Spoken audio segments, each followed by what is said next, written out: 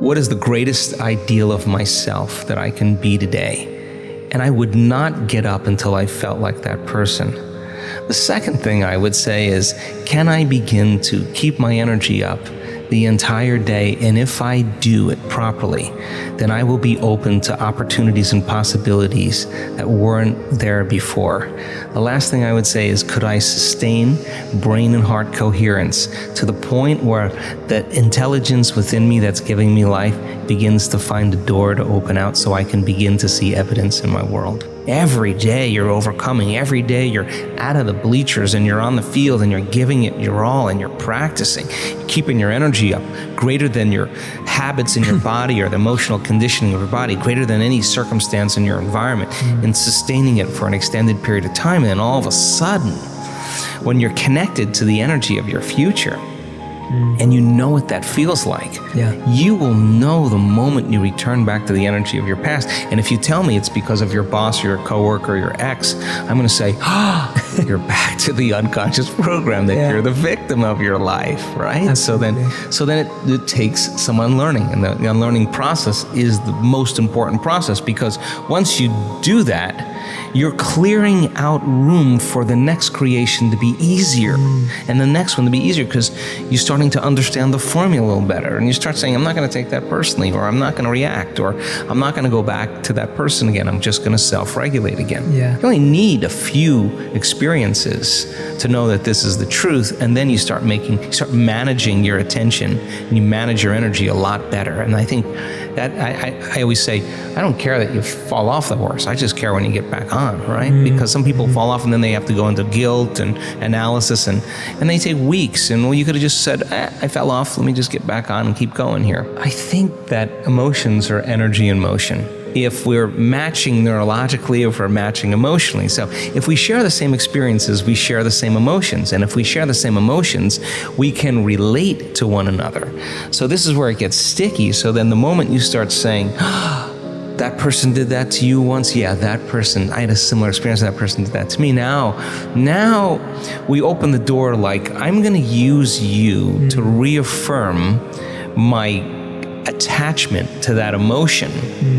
And let's just work it up so that you can suffer and I can suffer, and then we can have a conversation. And literally, we're sharing the same energy. And if we're sharing the same energy, we're sharing the same information. And we're bound by an invisible field of energy that keeps us connected.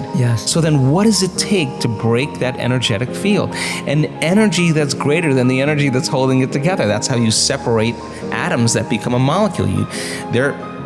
They're bound by an invisible field of energy that's keeping them connected. So you got to use a greater energy than the energy that's holding them together to separate them. Well, in order for you to change, then, you can't have energy without awareness or consciousness. You got to go to a greater level of consciousness and change your energy. And nobody changes, Jay, until they change their energy. And when they change their energy, they change their life. So then you may say, well, this person, I use this person, and I use my enemy to reaffirm my addiction to hatred.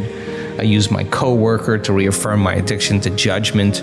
I use my ex to reaffirm my addiction to resentment. That we have these different people in our lives that we need to remind us of who we think we are. The enemy dies and you find another one.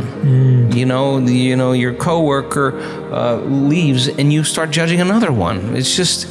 It's not that. So then when there's no longer a vibrational match, when you start doing the work, there's no longer a vibrational match with you and your past, present reality, that person or that condition any longer. That person or condition is going to spiral away because you're no longer in need of that. So then our life begins to change when we change our energy, and we begin to take our power back. That's essential for us to begin to create with. Now, some people can't handle that because they're not conscious that they're doing it. So they'll be working on their vision of the future, and yet they'll spend 2 hours lowering their energy back into victimization or suffering, and they want to know why their future isn't happening. Well, there's an unconscious program. Let's go after that. And once you start going after that, now all of a sudden your life starts to change again. So you can't say it doesn't work. On some level, we don't work. And if you're really invested in this, The question is, what is it about me? Where am I directing my attention or my energy? Who am I using to reaffirm some conditioning that I need to remember as my old self?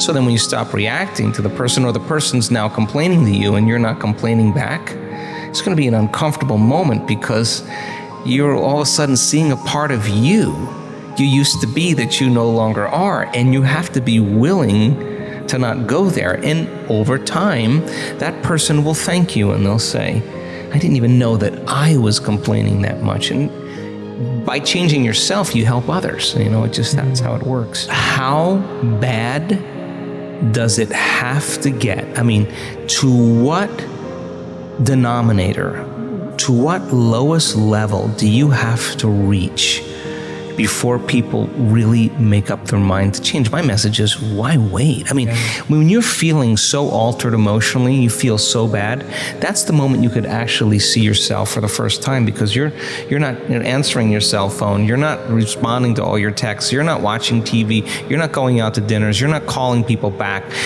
Something's altered in you, and you're starting to become self-aware, right? So then people wait to that lowest moment where they can start to see themselves through the eyes of somebody else. Well, if you're waking up every day and you're combining a clear intention with an elevated emotion, and you're changing your emotional state to be elevated, you could still see the old self from an elevated point of view and stay conscious than from a limited point of view. And that's what I want for people. Like, let's go. I mean, what do you got to lose? People are going to start wondering, like, with that guy, something's different about him. You're not predictable any longer, right? And I always say to our community, when you're changing, you just stop talking about it. You're just too busy being it. Something's happening, and that's the repetition of getting a few days in a row of that really well. I always say, God, if you had a great meditation, you wake up feeling better at the end of that meditation than when you started, and you do that the next day, and then the next day, you're going to start feeling better all the time. And that your body's going to start feeling better, and everything's going to start feeling better, and you're going to start feeling better about life. So then we have 1,000 reasons.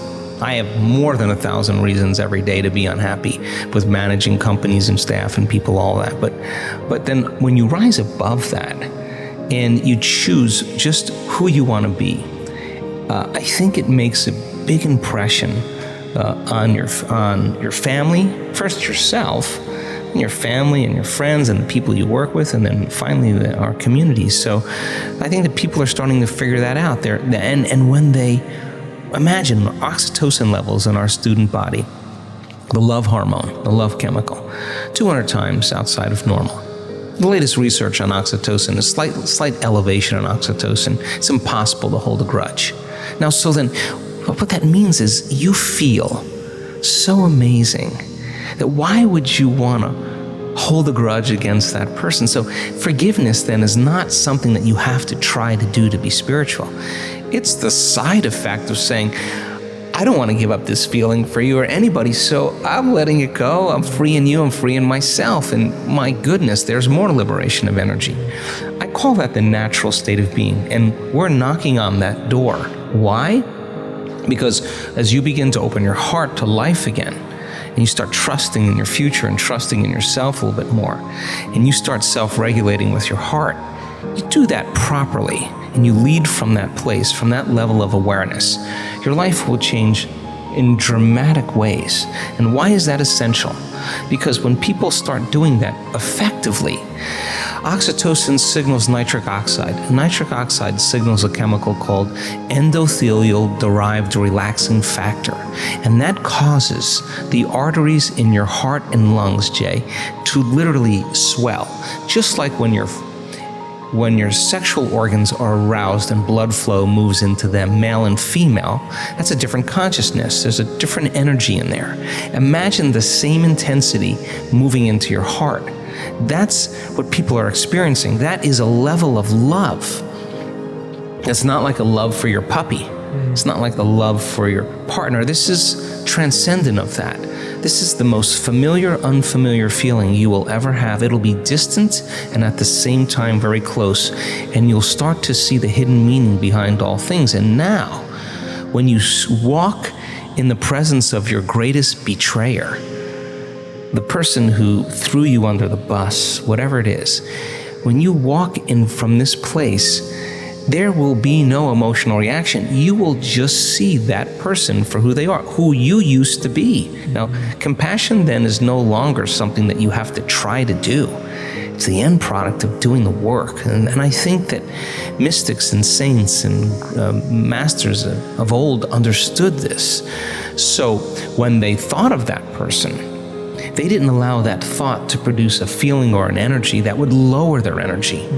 They understood that when they had the thought of that person, they saw their limitation. It wasn't hurting them, it was only hurting themselves. Now, I think that if the world was doing that, wow, we'd have a very different world.